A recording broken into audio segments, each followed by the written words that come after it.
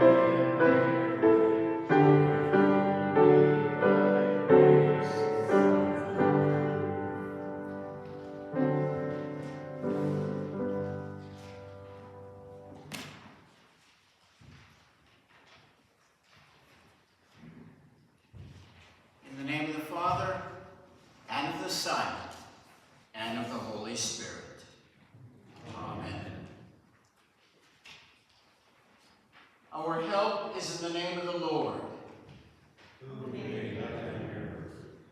If you, O Lord, kept the record of sins, O Lord, who could stand? But within you there is forgiveness, therefore you are feared. Since we are gathered to hear God's word, call upon Him in prayer and praise, and receive the body and the blood of our Lord Jesus Christ in the fellowship of this altar. Let us first consider our unworthiness and confess before God and one another that we have sinned in thought, word, and deed, and that we cannot free ourselves from our sinful condition. Together as His people, let us take refuge in the infinite mercy of God, our Heavenly Father, seeking His grace for the sake of Christ, and saying, God be merciful to me, a sinner. Almighty God, have mercy upon us, forgive us our sins, and lead us to everlasting life. Amen. Almighty God, in His mercy, has given His Son to die for you, and for His sake forgives you all your sins. As a called and ordained servant of Christ, and by His authority, I therefore forgive you all your sins in the name of the Father, and of the Son, and of the Holy Spirit. Amen. Lord, have mercy. Christ, have mercy. Lord, have mercy. You may be seated.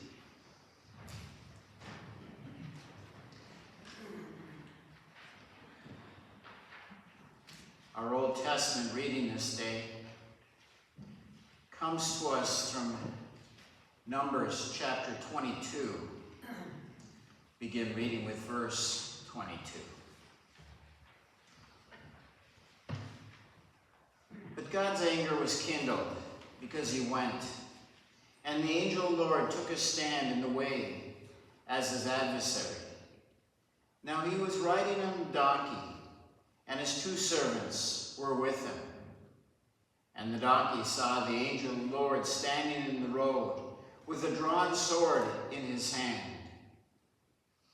And the donkey turned aside out of the road and went into the field. And Balaam struck the donkey to turn her into the road.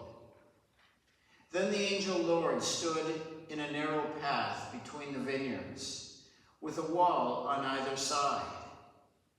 And when the donkey saw the angel of the Lord, she pushed against the wall and pressed Balaam's foot against the wall.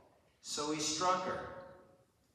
Then the angel of the Lord went ahead and stood in a narrow place, where there was no way to turn either to the right or to the left. When the donkey saw the angel of the Lord, she lay down under Balaam. And Balaam's anger was kindled, and he struck the donkey with his staff. Then the Lord opened the mouth of the donkey, and she said to Balaam, "What have I done to you, that you have struck me these 3 times? And Balaam said to the donkey, "Because you have made a fool of me. I wish I had a sword in my hand, for then I would kill you." And the donkey said to Balaam, "Am I not your donkey, on which you have ridden all your life long to this day? Is it my habit to treat you this way?" And he said, "No." Then the Lord opened the eyes of Balaam, and he saw the angel of the Lord standing in the way with his drawn sword in his hand. And he bowed down and fell on his face. And the angel of the Lord said to him, "Why have you struck your donkey these 3 times?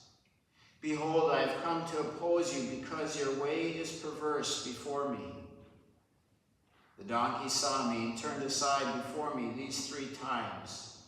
If she had not turned aside from me, surely just as now I would have killed you and let her live."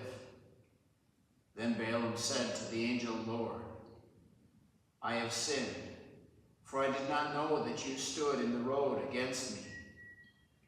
Now therefore, if it is evil in your sight, I will turn back."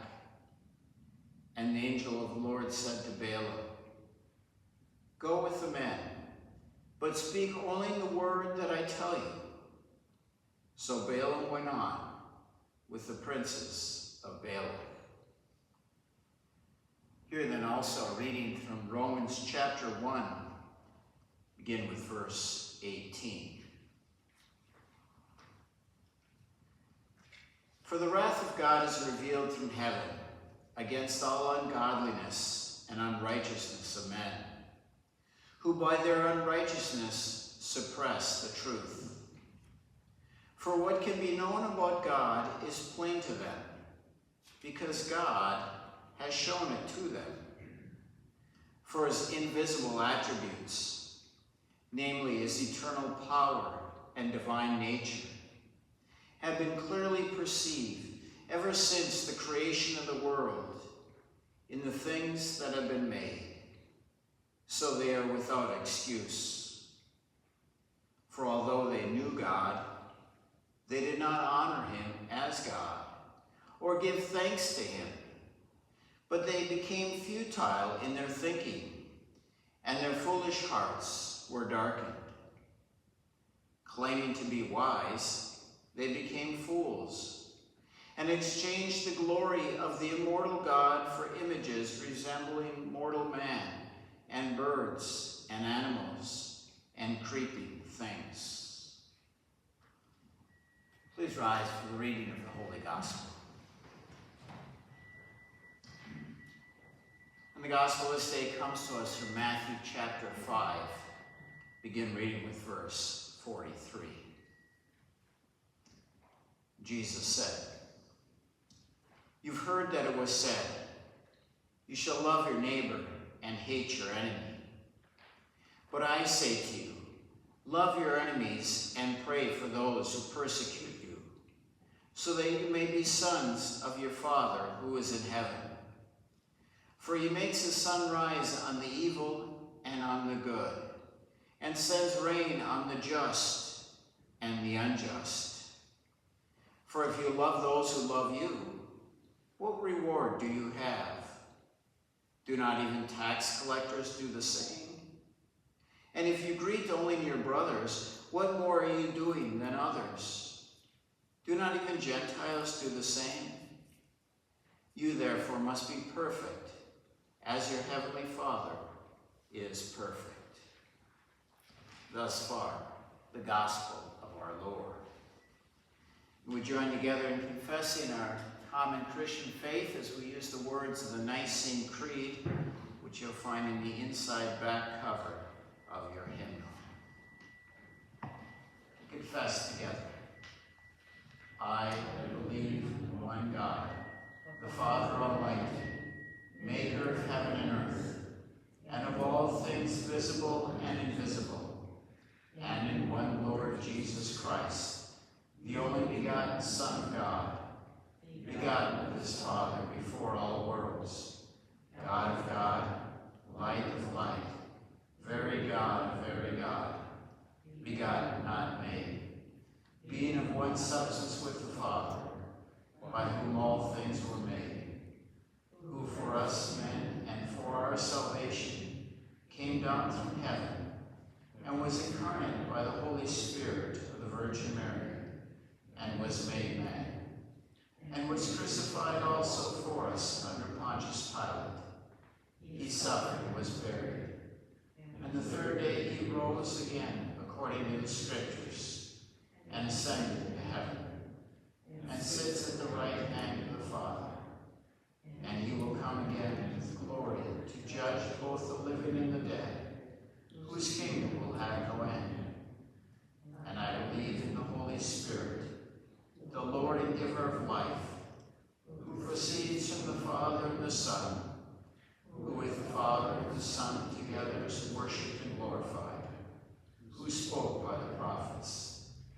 And I believe in one holy Christian and apostolic church. I acknowledge one baptism for the remission of sins, and I look for the resurrection of the dead and the life of the world to come. Amen. May be seated for our next hymn, hymn 537. Again, we'll sing all the verses.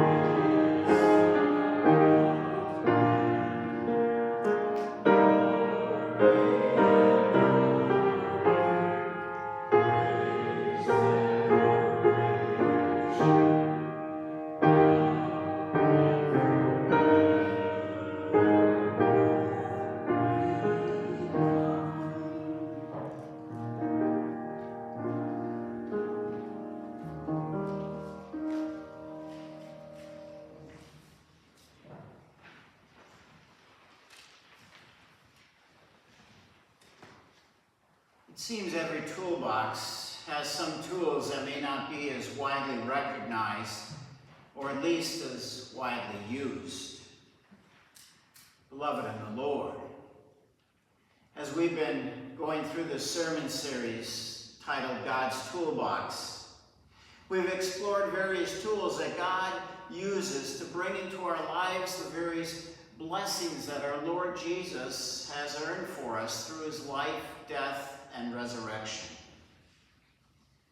We've considered the means of grace, the Word of God, baptism, the Lord's Supper.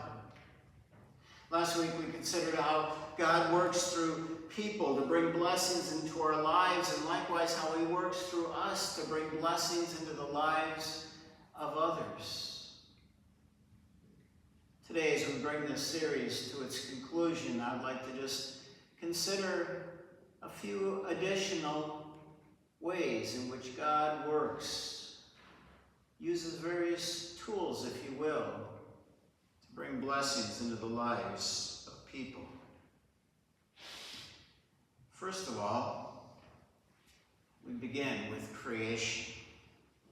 Even fallen, broken creation, God still uses for his good purpose. Uses it in a variety of ways. We turn to the book of Romans. We saw this in our second Bible reading today, our epistle reading. Romans chapter 1, verse 19, where Paul writes under the inspiration of the Spirit, and he says this: "For what can be known about God is plain to them, because God has shown it to them. For his invisible attributes, namely his eternal power and divine nature, have been clearly perceived ever since the creation of the world in the things that have been made, so they are without excuse." Here we see God uses creation to reveal to humanity the reality of his existence. No matter where somebody lives on this planet, they can look at the world in which we live and come to the conclusion that there is an intelligent, divine, powerful being that put it all together. Now granted, creation does not tell us who he is, what he's like. For that we need God's revealed word, Holy Scripture. But it tells us that there is a God, so that no one is without excuse. God works through creation. Furthermore, he works through creation to provide for us. Consider how the psalmist expresses it in Psalm 104, beginning with verse 14. Here the psalmist is speaking of God, and he says this: "You cause the grass to grow for the livestock, and plants for man to cultivate, that he may bring forth food from the earth, and wine to gladden the heart of man, oil to make his face shine, and bread to strengthen his heart." Notice how God works through creation again to provide food for us to eat, wine to gladden the heart, oil to make be good for the skin, bread to strengthen the heart. All of these things to provide for our well-being. God works through creation, and he will continue to do so until his return. He gave that promise to Noah at the end of the flood story in Genesis chapter 8. But God does this not only for us, but he does it for all people in this world, Christians and non-Christians. In fact, in our gospel reading, Jesus made that clear through Matthew chapter 5, where he said, "But I say to you, love your enemies and pray for those who persecute you, so that you may be sons of your Father who is in heaven. For he makes the sun to rise on the evil and the good, and sends rain on the just and the unjust. God blesses people throughout all the world. Not just Christians, but non-Christians as well. He provides daily bread. He provides us with the things we need to sustain our life. Well, if this is the case, then what is the difference between believers and unbelievers in this regard? Well, I think Luther summarized it well in the Small Catechism when he's talking about the Lord's Prayer, and he's giving an explanation of, give us this day our daily bread. And he said this: God certainly gives daily bread to everyone, even without our prayer, even to evil people. But we pray in this petition that he would lead us to realize this and receive our daily bread with thanksgiving. The difference for Christians is we acknowledge that our daily bread, the blessings God gives, come from him. And we receive it with thanksgiving, with joy, knowing the blessings are gifts from above. God provides through the means of his creation. We see it every fall. We see it again this season as we see the farmers in the fields harvesting the crops. Well, I believe still today that creation reveals much to us about the nature of God. Now, it's always interesting when natural disasters happen. Oftentimes we may marvel over the sheer power and force and destruction that such disasters can bring forth. But really behind it all, we know that there is something even greater. There is the wrath of God that promises eternal destruction, eternal wrath and punishment against all those who reject him. And just as someone may be powerless in the face of forces of nature, how much more so are we powerless before the wrath of God? Creation reminds us of God's judgment. But other times we look at creation and we see how it's full of life. We see how its goodness, its beauty, its wonder, its gentleness. We marvel over it. We enjoy it. We soak it in. It energizes us. Oh yes, God's creation also reveals his goodness and his grace and his mercy. You see, God's creation reveals in many ways both sides of God. His wrath and his goodness and his kindness. And it leads us to worship him. Oh yes, we can spend time in creation and marvel over the wonder of what God has made and let it point us to him and to his mercy, and ultimately to the mercy that we will find then in the revealed word in Christ Jesus, our Savior. But God works in our lives in other ways as well. Let me put another one before you, and that is angels. Angels are spirit beings that are created by God. They are created to serve God in many ways. They are powerful beings. And one of the ways in which they serve God is by serving us. Consider a couple of Bible passages. One from Psalm 91, verses 11 and 12, which reads as follows. For he will command his angels concerning you to guard you in all your ways. On their hands they will bear you up, lest you strike your foot against a stone. God sends his angels to guard and protect. I always like the way it says it in Hebrews chapter 1, verse 14. where it says this regarding angels. Are they not all ministering spirits sent out to serve those for the sake of those who will inherit salvation? And who are those who will inherit salvation? Why, it's those who trust in the Lord Jesus Christ. It is those who believe that the Lord Jesus is the eternal Son of God who came into this world in human flesh.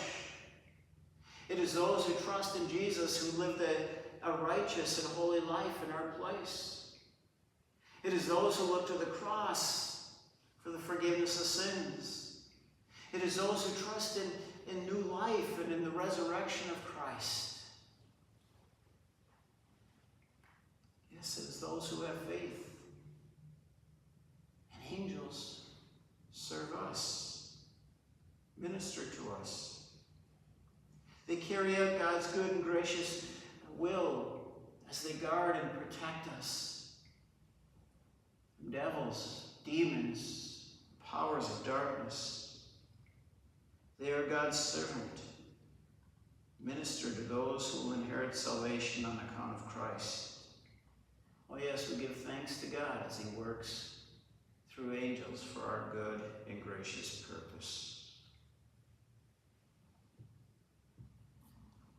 One other category I'd like to consider today, and this one is we need to exercise a little caution in this one, but some other extraordinary supernatural means by which God has used to bless people. We need to exercise caution here because we don't have a promise like we do in other areas that God will always do this in our lives. In fact, history has shown us, more often than not, he does not use these means. But yet, we cannot rule it out because we see examples of it. Let me give you a few biblical examples. Sometimes he's used creation in extraordinary means. Oh, you know some of these examples. Turn to the book of Exodus. The plagues of Egypt. Frogs, flies, hail, locust, darkness. God used those means to deliver his people out of Egypt. Or turn to the book of Joshua. Again, God sent hail to destroy the enemies of Israel. God caused the sun to stand still for 24 hours so that Israel would have daylight to conquer their enemies. Not ordinary things we experience. God used these natural occurrences, natural disasters, if you will, extraordinary things that we don't see on a regular basis, certainly, for his purpose. In our Old Testament reading, we have another prime example. Interesting stories. God used a donkey in the life of Balaam. Balaam is off to go curse Israel, and the angel of the Lord stands in his way. The donkey sees it, and God works through the donkey to prevent and protect Balaam. Not only the donkey's actions, but the donkey's voice. I don't know about you, but I don't hear a lot of animals speak to me. Extraordinary.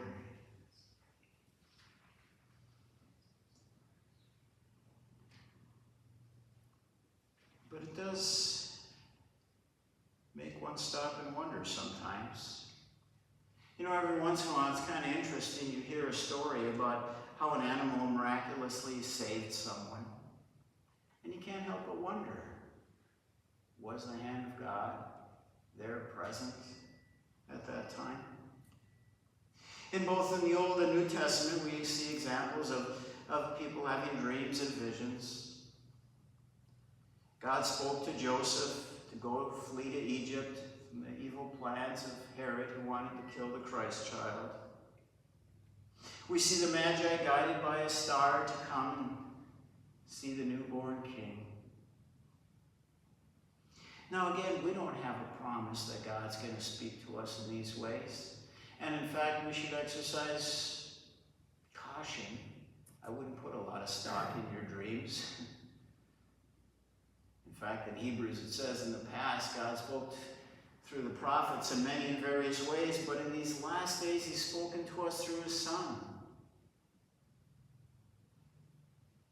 But nevertheless, over the years I have spoken with people who have shared with me some miraculous stories and experiences they have had. And I don't think we should readily dismiss them.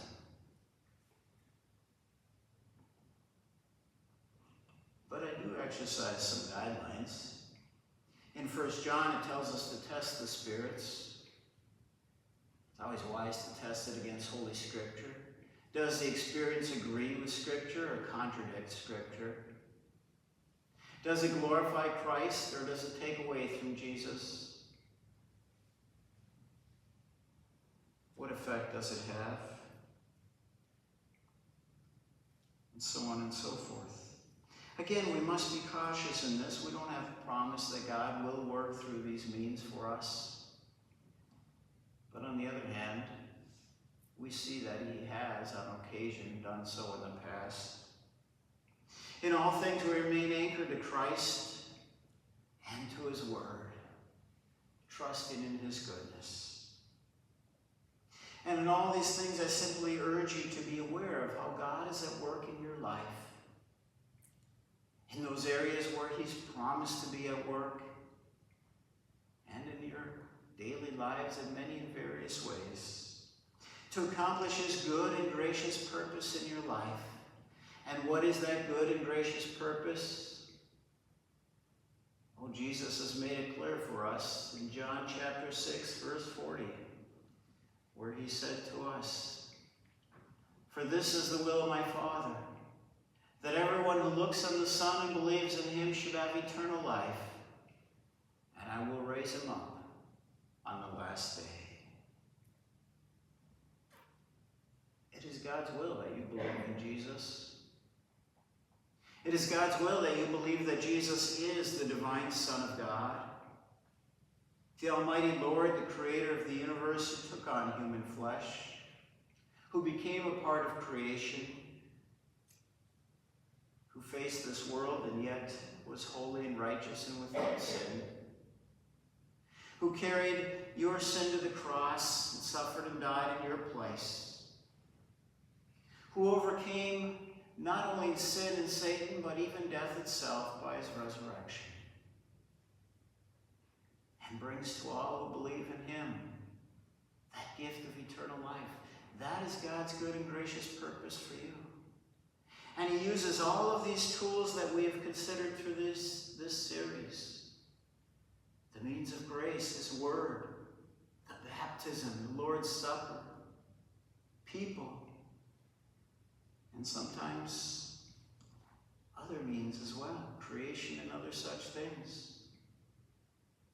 All to draw us to Christ, to the cross of Jesus, so that believing in him we may have eternal life.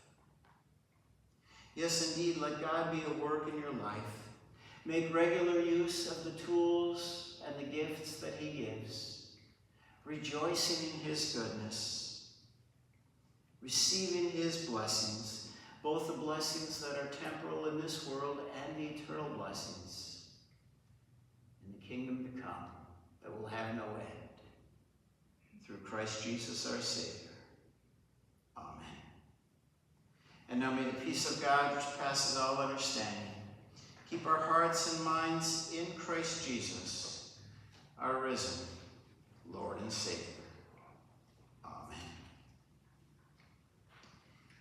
Respond to the grace and the mercy of our Lord as we present ourselves and our offerings unto him. Please rise.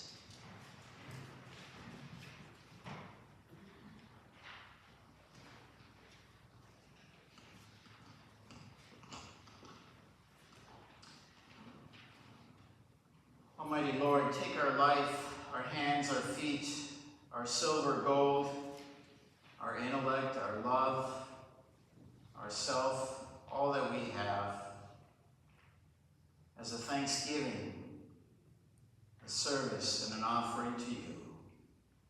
Amen.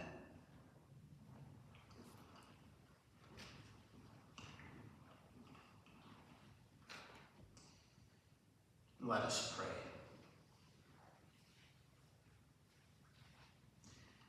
Almighty Lord, in your infinite mercy, you are at work in our lives. And we give thanks to you. We give thanks to you that you have been so gracious to us and you continue to do so. Enable us by your grace to always believe in you as you work your good and gracious will in our lives, so that believing in you we may receive eternal life. Help us always to be aware of the ways that you are at work, to be grateful for the tools that you use, and always to be drawn to your cross and to the victory that you grant to us through your Son, Jesus Christ. Lord, in your mercy. Lord God, we also give thanks to you for the many ways that you have blessed us this week. For the daily bread, the various people that have touched our lives, for your word that has been at work in our lives, for the mercies of Christ, and for all good gifts. And we ask, O Lord, that also you would hear our prayers this day, especially as we pray for those who face various difficulties and trials of life. We pray this day, Lord, for your servants, for Nick Hoffman, Mark Peterson, Roger Grossklaus, Floyd Hendrickson, Carolee Hall and Carol Schmidt, Allison Brigadier, Marianne Person, Trey Kirsch, Jim Lewis, Albert Johnson, Bob Hensel. Pray for Ann and Wendell Meyer's parents, Arlene, Paul, Levon, and brother-in-law Roger. Pray for Chris Benson and Pete Manship, Lon Stolte and Charlotte Rasmus, Peter Taft and Clifford Schleicher and Nikki James, Ken Summerfield, Bo Hansen, Pat Raymond, Michael Berger, James Auger, and all that we name in our hearts. Lord, in your mercy. Lord, we also ask that you be with the family of Levante Shaw as they mourn and grieve their loss. Comfort them again with the certainty of the resurrection through your Son, Jesus Christ. We also pray, O Lord, for all those who are in positions of influence. Protect them from temptation and lead them to be examples of righteousness, of holiness, and of faith. Lord, this day we also pray that you be with Christopher Washlishin as he trains in boot camp. And we pray for all who serve in the armed forces. Grant courage, strength, skill, integrity, and faithfulness as they fulfill their duties. Lord, these things and all others we bring before you as we pray the prayer you've given to us. Our Father, who art in heaven, hallowed be thy name. Thy kingdom come, thy will be done, on earth as it is in heaven. Give us this day our daily bread, and forgive us our trespasses, as we forgive those who trespass against us. And lead us not into temptation, but deliver us from evil. For thine is the kingdom, and the power, and the glory, forever and ever. Amen. The Lord bless you and keep you. The Lord make his face shine upon you and be gracious unto you. The Lord look upon you with favor and give you peace. Amen. A few announcements for you. Reminder, tomorrow, following our worship service, we have a Bible study on Hebrews. We'll be looking at Hebrews chapter 11, that great chapter on faith, as we see many wonderful examples of some of the heroes of faith from the Old Testament. So if you're able to come on back and join us for that, you're more than welcome to do so. Men's Bible study, we had a great discussion and time this morning here. Next Men's Bible study then will be on Saturday, November 1st at 9 a.m. And again, please note, as it's in the bulletin as well, if you want to purchase a poinsettia to help beautify the church for Christmas, the deadline is coming up on October 29th, I believe it is. So please note that's a very hard deadline there. Any other announcements this day? I have a couple of things. One is about the poinsettias. There's a box on the desk in the office. So if you have the form filled out, your check, you can place that in the box. And secondly, it's Pastor Appreciation Month. And we'd like to congratulate Pastor. He's achieved a 30-year milestone as far as his ministry. And so we'll give him a round of applause.